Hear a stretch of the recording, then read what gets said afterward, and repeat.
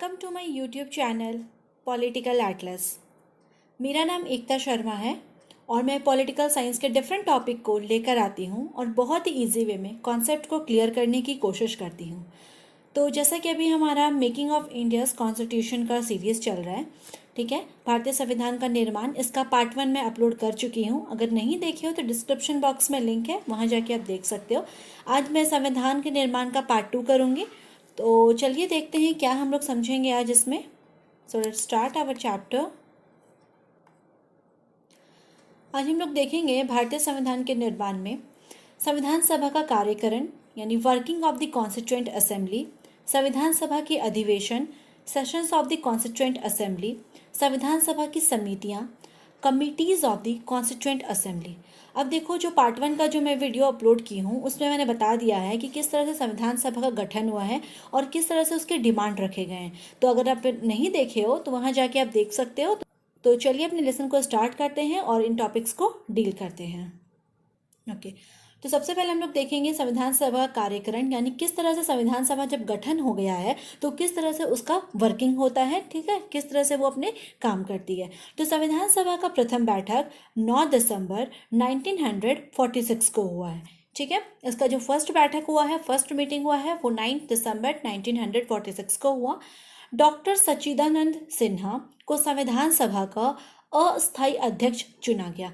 अस्थायी अध्यक्ष का मतलब होता है कि ये परमानेंट नहीं होंगे, टेम्प्रोरी इसको प्रेसिडेंट बनाया गया डॉक्टर सच्चिदानंद सिन्हा को, ठीक है। इसके बाद 11 दिसंबर 1946 को डॉक्टर राजेंद्र प्रसाद संविधान सभा के स्थायी अध्यक्ष बने, यानी इसके जो परमानेंट जो प्रेसिडेंट थे वो डॉक्टर राजेंद्र प्रसाद बने हैं। और कब बने? 11 दिसंबर 1946 को। तो आपके क्वेश्चंस आते हैं एग्जाम में कि कौन स्थायी अध्यक्ष है, कौन अस्थायी अध्यक्ष है, तो ये सब चीज़ को आप नोट कर सकते हो। तो फिर आगे हैं कि H.C. Mukherjee and VT. Krishnamachari संविधान सभा के वाइस प्रेसिडेंट के रूप में निर्वाचित हुए। तो ये भी क्वेश्चन आता है कि संविधान सभा के वाइस प्रेसिडेंट कितने थे, तो यहाँ से आप याद कर सकते हो कि there are 2 vice presidents, okay. एक है H.C. मुखर्जी एंड सेकेंड है आपका वी.टी. कृष्णमाचारी। फिर आगे है कि संविधान सभा का मुस्लिम लीग ने बहिष्कार किया। ये मैं पहले भी बता चुकी हूँ कि जब संविधान सभा का निर्माण हो रहा था, ठीक है, उस समय जो प्रस्ताव सामने रखे जा रहे थे, क्रिप्स मिशन या कैबिनेट कमीशन है, तो उसमें भी मुस्लिम लीग कहीं ना कहीं उसे स्वीकार नहीं कर रहा था। और जब इसका गठन हो जाता है उसके बाद भी मुस्लिम लीग को कहीं ना कहीं इसमें आनाकानी रहती है, और उसके 2 कारण है। आइए समझते हैं किस तरह से उसने इस चीज़ को नहीं स्वीकारा। देखिए, सबसे पहला है कारण, ओके, सबसे पहला कारण है कि चुनाव में सामान्य स्थानों पर एक भी स्थान न मिलना। यानी कि जब संविधान सभा के सदस्यों का, मेंबर्स का जब इलेक्शन हो रहा था, ठीक है, जब उसके बताए जा रहे थे कि इसके स्ट्रेंथ कितने रखे जाएंगे, कौन कौन इसमें मेंबर्स होंगे, तो उसमें रखा गया था सामान्य स्थान, यानी कि जनरल के लिए भी स्थान रखा गया था। तो उसमें मुस्लिम लीग को कहीं भी कोई भी प्लेस नहीं मिला था चुनाव में। और सेकेंड रीजन ये है, 296 सदस्यों वाली संविधान सभा में मुस्लिम लीग के केवल 73 सदस्य ही थे। अब देखो, अगर आप नहीं पढ़े हो संविधान सभा के मेंबर्स के बारे में कि किस तरह से उसका गठन हुआ है, या फिर आप नहीं वीडियोस देखे हो, तो मैं यहाँ पे थोड़ा सा क्लियर कर देती हूँ और एक बार फिर से उसको आपको समझाने की कोशिश करती हूँ। चलिए स्टार्ट करते हैं। ओके, तो सबसे पहले क्या है ना कि जो हमारा कॉन्स्टिट्यूएंट असेंबली है उसके जो टोटल मेंबर्स थे वो थे 389, ठीक है। ये हो गया आपका टोटल मेंबर्स 389। इसमें क्या होता है, आउट ऑफ दिस 389, 296 जो मेंबर्स थे, ठीक है, कॉन्स्टिट्यूएंट असेंबली के, ये थे आपके ब्रिटिश इंडिया के, ओके, ये थे ब्रिटिश इंडिया के, ओके। और इसमें क्या हुआ, 296 जो हो गए ब्रिटिश इंडिया के, और जो रेस्ट बच रहे हैं 93 जो सीट्स थे वो थे हमारे प्रिंसली स्टेट के। प्रिंसली स्टेट दैट मीन्स कि ये हो जाता है हमारा देसी रियासत, ओके, ये हो गए प्रिंसली स्टेट के। अब क्या हुआ, ये जो 296 जो सीट्स थे ना, ये जो ब्रिटिश इंडिया को अलॉट किए गए थे, तो इसमें क्या हुआ, 296 सीट का इलेक्शन हुआ और 93 जो सीट्स बच रहे हैं इसका हुआ था नॉमिनेशन। क्लियर है? तो जब 196 सीट का जब इलेक्शन होता है तो इसमें अगर हम देखें तो जो कांग्रेस था, ठीक है, कांग्रेस को ठीक है, कांग्रेस को इसमें 208 सीट्स मिले, ठीक है। और यहाँ पे आपका जो मुस्लिम लीग था, मुस्लिम, ठीक है, और जो मुस्लिम लीग थे इनको मिले थे यहाँ पे 73 सीट्स। ओके, और इसके बाद मिले थे जो छोटे बोल सकते हैं या स्मॉल ग्रुप्स थे, तो उनको मिले थे स्मॉल ग्रुप्स जो थे, ठीक है, स्मॉल ग्रुप्स को मिले थे यहाँ पे 15 सीट्स। तो क्या हुआ, जब इसका इलेक्शन हुआ 296 जो सीट है इसका इलेक्शन हुआ, तो आप देख सकते हो कि किस तरह से मुस्लिम लीग को केवल और केवल 73 सीट्स ही मिले। और जो इलेक्शन हुआ था उसमें जनरल प्लेस पे भी यहाँ पे मुस्लिम लीग को कोई भी स्थान नहीं मिला था। तो ये दो ऐसे कारण बनते हैं जो संविधान सभा में मुस्लिम लीग इसका बहिष्कार करते हैं। अब आपको बातें यहाँ से क्लियर हो रही होंगी, ठीक है। ये मैं थोड़ा सा पिछली बात गठन के बारे में बताई हूँ, तो आप देख लो। चलिए, ये हो गया। ओके, अब हम लोग आगे देख लेते हैं क्या है। फिर क्या होता है, 13 दिसंबर 1946 को जवाहरलाल नेहरू के द्वारा उद्देश्य प्रस्ताव, जिसे ऑब्जेक्टिव्स रेजोल्यूशन कहा जाता है, प्रस्तुत किया गया, जिसकी प्रमुख बातें इस प्रकार है। ये काफ़ी ज़्यादा इंपॉर्टेंट है। अगर आप पॉलिटी पढ़ रहे हो, इंडियन गवर्नमेंट पढ़ रहे हो, तो क्वेश्चन कहीं ना कहीं इससे आता ही है कि उद्देश्य प्रस्ताव किसके द्वारा शुरू किया गया, किसका प्रस्ताव था, कब शुरू किया गया, कौन कौन इसके मेंबर्स थे, ठीक है, और इसकी क्या बातें थी। तो आप यहाँ से नोट डाउन कर लो, ये जवाहरलाल नेहरू का है। तो चलिए समझते हैं की प्रमुख बातें। सबसे पहला है कि इस प्रस्ताव में भारत के भावी प्रभुत्व संपन्न लोकतांत्रिक गणराज्य की रूपरेखा प्रस्तुत की गई। अब देखो, हमारा जो संविधान है, हमारा जो प्रियम्बल है, प्रस्तावना है, उसमें हम बोलते हैं ना कि भारत के लोक प्रभुत्व संपन्न समाजवादी पंथ निरपेक्ष लोकतंत्रात्मक गणराज्य। तो कहीं ना कहीं वो जो प्रस्तावना की जो बहुत सारी जो बातें हैं वो सभी यहाँ के जवाहरलाल नेहरू के उद्देश्य प्रस्ताव से ली गई हैं, ठीक है। अभी आप देखोगे और भी चीजें आएंगी, तो ये इसमें प्रस्तुत की गई। सेकेंड, एक ऐसी संघीय राज्य व्यवस्था की परिकल्पना की गई थी जिसमें अवशिष्ट शक्तियां स्वायत्त इकाइयों के पास होती और प्रभुसत्ता जनता के हाथों में।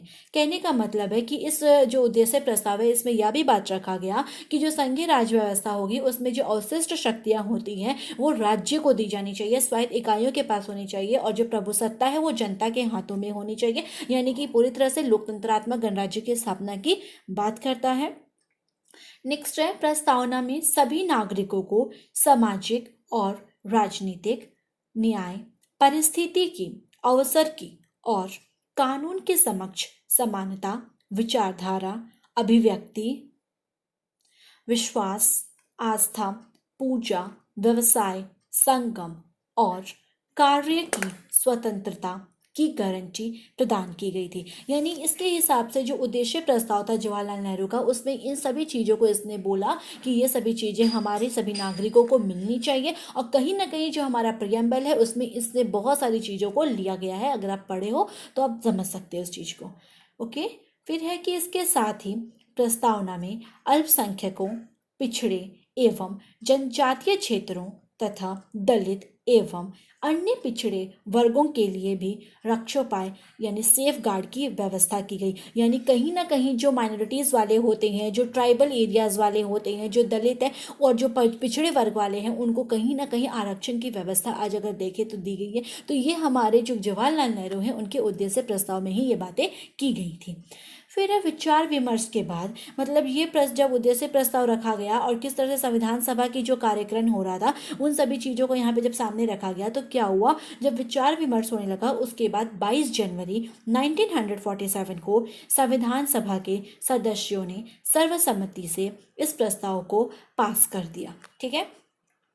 फिर संपूर्ण संविधान निर्माण में 2 वर्ष 11 महीना और 18 दिन लगे। यानी जो हमारा कॉन्स्टिट्यूशन बना है इसको बनने में 2 साल 11 महीने 18 दिन लगे। ये कभी ना कभी बहुत ही इजी वे में क्वेश्चन दे देता है, ठीक है। तो यहाँ पे ये कर देता है 11 दिन कर देता है, ठीक है, कभी ना कभी यहाँ पे 11 दिन हो जाता है या फिर 24 दिन कर देता है। तो कुछ ना कुछ मिस्टेक यहाँ पे मतलब कन्फ्यूजन डाल देता है ताकि जो स्टूडेंट्स है वो गलत आंसर करें। तो आप यहाँ से नोट डाउन कर सकते हो। फिर क्या था, प्रारूप पर लगभग जो उद्देश्य प्रस्ताव जो प्रारूप जो बन रहा था उस पर लगभग 114 दिनों तक यहाँ पे चर्चा चली है। फिर अंतिम रूप में संविधान में अगर हम देखें तो पूरा फाइनल जब हो जाता है उसके बाद जो फाइनल जो संविधान हमारा रेडी होता है उसमें टोटल 395 अनुच्छेद और 8 अनुसूचियां कायम की गई। मतलब कि इसके पहले कुछ और अनुच्छेद थे, कुछ अन्य अनुसूचियां थी 5 से या कुछ ऐसे थे कुछ नंबर्स में, तो उससे भी और धीरे धीरे मतलब चेंज करता गया और फाइनली एक फॉर्मेट जब रेडी हुआ तब ये बोला कि हमारे कॉन्स्टिट्यूशन में 395 अनुच्छेद होने चाहिए, आर्टिकल्स होने चाहिए, और जो हमारा शेड्यूल होगा वो टोटल 8 होगा। क्लियर है। वास्तव में अगर हम देखें तो संविधान के प्रारूप में टोटल 7000 संशोधन के लिए नोटिस मिले थे, यानी कि 7000 संशोधन करना था, बट यहाँ पे 2473 जो संशोधन है वह उतने ही हुए थे। ठीक है, तो इससे भी क्वेश्चन आ सकता है। 7000 बोला गया था संशोधन के लिए, बट हुआ कितना, 2473। ओके, तो इस तरह हम देखते हैं कि 26 जनवरी 1950 से भारत एक गणराज्य के रूप में स्थापित हो गया। तो इस तरह से हम समझ लिए कि किस तरह से संविधान सभा का कार्यकरण किया गया है और यहाँ पे किस तरह से उसने अपना वर्किंग जो भी काम है उसको रखा है। तो ये हो गया हमारा फर्स्ट टॉपिक खत्म। अब हम लोग सेकेंड टॉपिक पे आ जाते हैं। सेकेंड टॉपिक ये है कि संविधान सभा के अधिवेशन यानी sessions of the constituent assembly. Total अगर हम लोग देखें तो संविधान सभा में टोटल 11 सेशंस हुए थे। जब भारत को स्वतंत्रता नहीं मिली थी उसके पहले टोटल 11 सेशन हुए थे। तो इससे भी क्वेश्चंस आते हैं। टोटल आप याद रख लो 11 है, और किस सेशन में कौन सी प्रमुख बातें हैं वो भी मैं यहाँ पे लिखी हूँ। ठीक है, ताकि कॉन्सेप्ट आपका बहुत अच्छे से क्लियर हो जाए। चलिए स्टार्ट करते हैं। फर्स्ट जो सेशन हुआ था 9 से 23 दिसंबर के बीच 1946 में हुआ टाइम पीरियड, और इसमें क्या कार्य किया गया। इस समय संविधान सभा के अध्यक्ष का निर्वाचन किया गया। ठीक है, जो हमारे अध्यक्ष बने हैं डॉक्टर राजेंद्र प्रसाद, उनका निर्वाचन इसी समय इसी टाइम पीरियड के दौरान किया गया। और कहीं ना कहीं उद्देश्य प्रस्ताव का भी पारित इसी समय हुआ था। अभी हम लोग देखें ना उद्देश्य प्रस्ताव, यहाँ पे भी हम लोग पढ़े ना, देखिए 13 दिसंबर 1946 को उद्देश्य प्रस्ताव प्रस्तुत किया गया। तो ये कौन से सेशन में आ रहा है। ठीक है, तो क्वेश्चंस आता है इस तरह से कि ये किस सेशन में हुआ है। ठीक है, पारित किस सेशन में हुआ, तो ये पारित आपका फर्स्ट सेशन में हुआ है। सेकेंड है, सेकेंड सेशन है 20 से 25 जनवरी 1947 के बीच में हुआ, जिस दौरान विभिन्न समितियों का गठन किया गया, जैसे कि कार्यक्रम समिति, संघ समिति, मूल अधिकार समिति, प्रांतीय समिति। तो इस समय क्या था ना कि हमारे जब संविधान सभा का गठन किया गया तो बहुत सारी कमिटीज का भी गठन किया जा रहा था। तो ये कुछ ऐसी कमेटी हैं जो इस दौरान सेकेंड सेशन के दौरान की गई हैं, गठित की गई हैं। ठीक है, आगे कमिटीज में और बताऊंगी, बट सेकेंड सेशन के दौरान ये सब कमिटीज का निर्माण किया गया। थर्ड सेशन है 28 अप्रैल से 2 मई 1947, और इस दौरान विभिन्न समितियों ने जो ये कमेटी बनी है इसने अपने प्रतिवेदन पेश किए, जितने भी अपनी रिपोर्ट से वो लोग दे दिए, और उस पर कहीं ना कहीं विचार शुरू हो गया।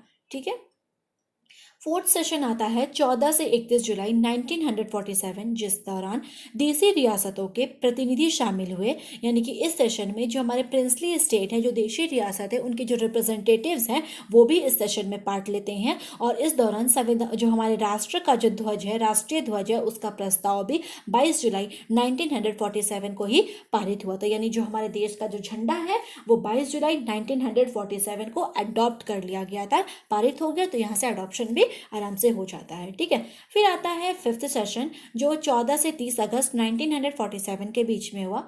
सिक्स्थ सेशन है आपका 27 जनवरी 1948। इस दौरान भी कुछ घटनाएं घटी हैं, बट वो इतना इंपॉर्टेंट नहीं है, इसलिए मैंने यहाँ पे उसे नोट डाउन नहीं किया है। आप सेशंस देख लो कब हुआ है। सेवन सेशन है 4 नवंबर 1948 टू 8 जनवरी 1949। एट सेशन 16 मई टू 16 जून 1949। Ninth session 30 July to 18 September 1949. 10th session 6 to 17 October 1949, and 11th session जो लास्ट है 14 से 26 नवंबर 1949। इस तरह से संविधान सभा में कॉन्स्टिट्यूएंट असेंबली में टोटल 11 सेशंस रखे गए थे। और फर्स्ट से लेके आपका फोर्थ सेशन काफ़ी इंपॉर्टेंट है, क्योंकि इस दौरान बहुत सारी चीज़ों का निर्माण हुआ है और बहुत सारी चीज़ें जो हैं संविधान सभा के अंतर्गत आती हैं जो काफ़ी ज़्यादा महत्वपूर्ण बन जाती हैं। तो आप इसको नोट डाउन प्लीज़ कर लो। मैंने बहुत ईजी वे में टेबल में समझाने की कोशिश की है। अब हम लोग अपने नेक्स्ट जो टॉपिक है उस पर आ जाते हैं। क्या है वह, ओके, यहाँ है संविधान सभा की समितियां यानी committees of the constituent assembly. कई बार क्वेश्चंस आते हैं कमिटीज को लेके कि ये कमेटी का गठन किसने किया है, ये कमेटी जो है किससे जुड़ी हुई है, तो इस तरह से मैंने देखा है। तो यहाँ पे मैंने कमिटीज को दो पार्ट में डिवाइड कर दिया। फर्स्ट आता है आपका मेजर कमिटीज जो प्रमुख कमेटियां बनती है, और सेकेंड होगा माइनर कमिटीज जो छोटी मोटी कमेटियां होती हैं। ठीक है, तो वो आगे आएंगे। पहले हम लोग मेजर कमिटीज को समझ लेते हैं क्या है। सबसे पहला है यूनियन पावर्स कमिटी, यानी कि इसको बोलते हैं संघ शक्ति समिति। ठीक है, संघ शक्ति समिति। इसका गठन जवाहरलाल नेहरू ने किया, इसके अध्यक्ष रहे। यहाँ जितने भी नाम लिखे हैं ना, ये सारे इसके अध्यक्षों का नाम है। ठीक है, सेकेंड है यूनियन कॉन्स्टिट्यूशन कमेटी यानी संघ संविधान समिति, Jawaharlal Nehru. Provincial constitution committee यानी कि इसको बोलेंगे प्रांतीय संविधान समिति, सरदार पटेल। अब देखो, संघ संविधान समिति जवाहरलाल नेहरू का है और प्रांतीय संविधान समिति जो है वो सरदार पटेल का। तो यहाँ पे कंफ्यूजन नहीं होइएगा क्योंकि इससे क्वेश्चंस बहुत ज़्यादा मतलब पूछे जाते हैं, क्योंकि ये बहुत नियरेस्ट है। देख रहे हो, यूनियन और प्रोविंशियल, तो आप यहाँ से याद कर लो, यूनियन से जवाहरलाल नेहरू, प्रोविंशियल आपका सरदार पटेल। नेक्स्ट है ड्राफ्टिंग कमेटी। ये काफ़ी ज़्यादा इंपॉर्टेंट रखता है हमारे संविधान में, क्योंकि इसी के थ्रू हमारे संविधान का निर्माण हुआ है। सो ये हमारा बनता है डॉक्टर B.R. अम्बेडकर का। It is very important committee. Next है advisory committee on fundamental rights, minorities and tribal and excluded areas. ये है सरदार पटेल का, ये भी इंपॉर्टेंट है। Rules of procedure committee, doctor Rajendra Prasad. किस तरह से जो संविधान की जो प्रक्रिया अपनाई जाएंगी उसके भी रूल्स पे कमेटी बनी थी, ये डॉक्टर राजेंद्र प्रसाद का है। नेक्स्ट आता है आपका स्टेट कमेटी, इसको बोलते हैं प्रांतीय समिति, जवाहरलाल नेहरू का है। और लास्ट है स्टीयरिंग कमेटी, इसका है डॉक्टर राजेंद्र प्रसाद का। तो ये हो गए सारे मेजर कमिटीज। अब हम लोग समझ लेते हैं माइनर कमिटीज, यानी जो छोटी मोटी कमिटियां थी उनके बारे में। ओके, तो सबसे पहले फाइनेंस एंड स्टाफ कमेटी, यह वित्त से जुड़ा है, जो डॉक्टर राजेंद्र प्रसाद की कमेटी है। फिर आपका आता है क्रेडेंशियल कमेटी, यानी कि इसको बोलते हैं साख समिति, अल्लादी कृष्ण स्वामी अय्यर का है। Order of business committee, doctor K.M. Munshi, ये व्यवसाय से जुड़ा है। Ad hoc committee on the national flag, ad hoc का मतलब होता है तदर्थ। ठीक है, तो जो राष्ट्रीय ध्वज है उससे जुड़ा हुआ एक तदर्थ समिति था, वो है डॉक्टर राजेंद्र प्रसाद का। Ad hoc committee on the supreme court, यानी जो हमारा सुप्रीम कोर्ट है, सर्वोच्च न्यायालय है, उससे जुड़ा हुआ एक तदर्थ समिति था, वो है S. वरादाचारी का।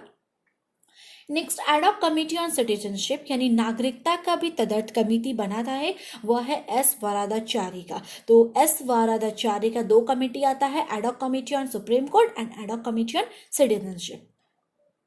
चलिए, तो ये यहाँ से माइनर कमिटीज़ भी हमारी ख़त्म हो जाती है। तो आप देख रहे हो कितने इंपॉर्टेंट है, मैंने बहुत ही इजी वे में लिखा है, आप इसको प्लीज़ नोट डाउन कर लो, आपके एग्जाम के लिए काफ़ी ज़्यादा हेल्पफुल है। ओके, ये तो हो गया। अब हम लोग मेन जो ड्राफ्टिंग कमेटी है इसके बारे में थोड़ा सा मैं अलग से नोट्स लिखी हो, क्योंकि काफ़ी ज़्यादा इंपॉर्टेंट है जो हमारे कॉन्स्टिट्यूशन के लिए समझने के लिए। तो चलिए देखते क्या है ड्राफ्टिंग कमेटी के बारे में। It was setup on August 29, 1947, यानी ड्राफ्टिंग कमेटी का गठन 29 अगस्त 1947 को किया गया, जिसके 7 मेंबर्स थे। ओके, और कौन कौन मेंबर है वो भी देख लो, और बहुत ही इसके मेंबर से तो क्वेश्चन आता ही आता है, तो प्लीज़ आप अच्छे से इसको समझना। सबसे पहले है डॉक्टर B.R. अम्बेडकर, ये इसलिए क्योंकि इसके तो चेयरमैन है, तो फर्स्ट मेंबर यही हो जाएंगे। सेकेंड है N. Gopalaswami Ayyangar. Third Alladi Krishna Swami Ayyar. Fourth doctor K.M. Munshi. Fifth Syed Mohammad Saadulla. Sixth N Madhava Rao. अब देखिए, जो माधव राव है ये B.L. मित्तर को रिप्लेस करके बने थे, यानी पहले जो ड्राफ्टिंग कमेटी के मेंबर थे B.L. मित्तर थे, और उसके बाद माधव राव इसके जगह पे आए। तो क्वेश्चन पूछ देता है कि B.L. मित्तर आपके ड्राफ्टिंग कमेटी के मेंबर थे, तो आप इसको करिएगा यस, क्योंकि थे और उसके बाद रिप्लेस हो गया है। ठीक है, फिर आता है, और इन दोनों में से पूछेगा तो आप बोथ भी कर सकते हो। फिर है T.T. कृष्णमाचारी, जिसने रिप्लेस किया था D.P. खेतान को, यानी पहले D.P. खेतान थे और उसके प्लेस पे आए थे T.T. कृष्णमाचारी। ठीक है, D.P. खेतान की शायद आई थिंक इसकी डेथ हो गई थी, इसीलिए T.T. कृष्णमाचारी को यहाँ पे मेंबर बनाया गया था। यस, इसका जो डेथ हुआ था वो 1948 में हो गया था, इसलिए T.T. कृष्णमाचारी इसकी प्लेस पे आ जाते हैं। तो इस तरह से हम लोगों ने क्या देखा कि जो हमारा ड्राफ्टिंग कमेटी है इसके 7 मेंबर्स है, ये काफ़ी ज़्यादा इंपॉर्टेंट है, प्लीज़ आप इसे नोट डाउन कर लीजिए। तो चलिए देखते हैं आगे क्या है। The drafting committee started it's work on 30 दिसंबर 1947, यानी ये बनता कब है, गठन तो हो जाता है 29 अगस्त को, ठीक है, 1947, बट ये काम अपना शुरू करता है 30 दिसंबर 1947 से। And the drafting committee took less than 6 months to prepare its draft. कहाँ गया? Okay. The drafting committee took less than 6 months to prepare its draft. In all, it sat only for 141 days. कहने का मतलब है जो drafting committee है उसने अपना जो प्रारूप तैयार किया था 6 महीने के अंदर ही उसने अपना प्रारूप तैयार कर दिया, और हम लोग कह सकते हैं रफली आइडिया में कि उसने 141 डेज में ही इसने अपना ड्राफ्ट रेडी कर दिया। ओके, नेक्स्ट है, this committee presented the first draft of the constitution to the president of the constituent assembly in February 1948। यानी ड्राफ्टिंग कमेटी ने अपना जो पहला ड्राफ्ट है, संविधान का जो पहला प्रारूप है, वह तैयार करके हमारे प्रेसिडेंट डॉक्टर राजेंद्र प्रसाद को फरवरी 1948 में सौंप दिया था, ठीक है।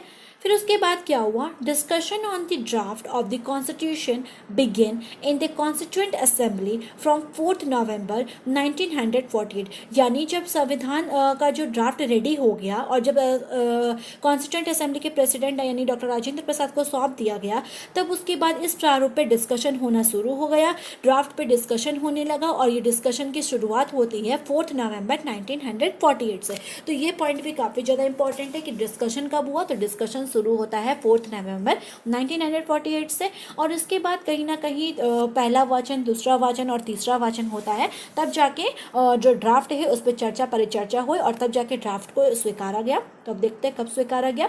On January 26, 1949 the president of the constituent assembly doctor Rajendra Prasad signed the draft of the constitution and declare the constitution approved। यानी 4 नवंबर 1948 को जो ड्राफ्ट रेडी हो चुका था उस पर डिस्कशन शुरू हो जाता है, और 26 जनवरी 1949 को डॉक्टर राजेंद्र प्रसाद ने इस ड्राफ्ट पे, जो कॉन्स्टिट्यूशन का जो ड्राफ्ट था उस पर साइन कर दिया, और कहीं ना कहीं उसे अप्रूव्ड भी डिक्लेयर कर दिया था, ठीक है। यानी ड्राफ्ट यहाँ पे अप्रूव्ड हो जाता है। अप्रूवल पूछेगा तो 26 जनवरी 1949 होगा, ठीक है, 1949 होगा, यहाँ पे लागू नहीं हो रहा, इनफोर्स अभी तक नहीं आया है।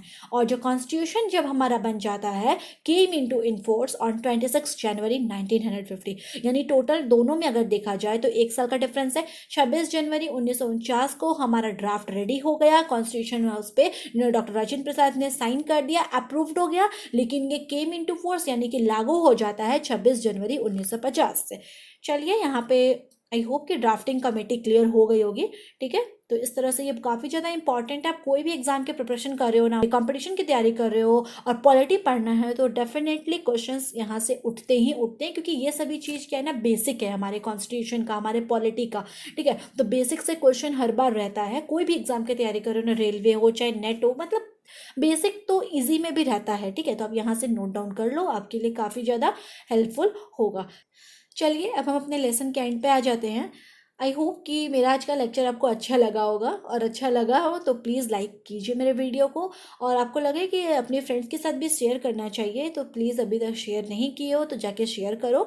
और मेरे चैनल का नाम पॉलिटिकल एटलस है, सब्सक्राइब नहीं किए हो तो प्लीज़ जाके सब्सक्राइब कर लो, आपको काफ़ी ज़्यादा हेल्प मिलेगा, ठीक है। तो चलिए आज के लिए इतना ही, थैंक यू वेरी मच।